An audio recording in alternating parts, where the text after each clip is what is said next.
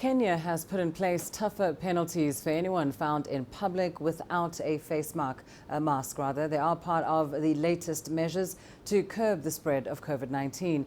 But many are still reluctant to follow the directive. CGTN's Enock Sikolia finds out why. It's compulsory for Kenyans to wear a face mask while in public. Non-compliance could attract a hefty fine of $200. Amid rising cases of COVID-19, police have instructions to arrest and instantly charge. The idea is that people who have coronavirus are less likely to emit droplets and infect others while wearing a face mask. But many don't wear a face mask or covering when they leave the house.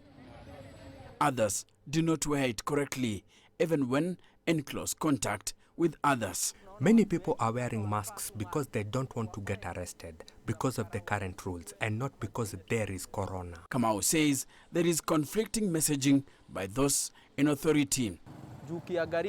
For example, politicians have been holding rallies with people without masks, and so it seems like it's not a serious thing.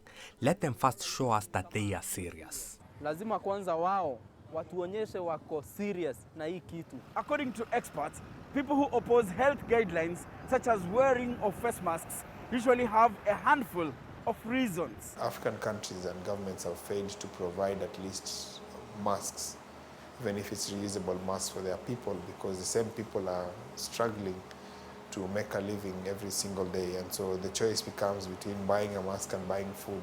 Dr. Machonda says there is a lack of continued sensitization at the community level. Earlier on in the pandemic, there was a lot of fear and panic, and that is what brought about the behavior change we saw, where people are washing their hands, sanitizing, putting on masks.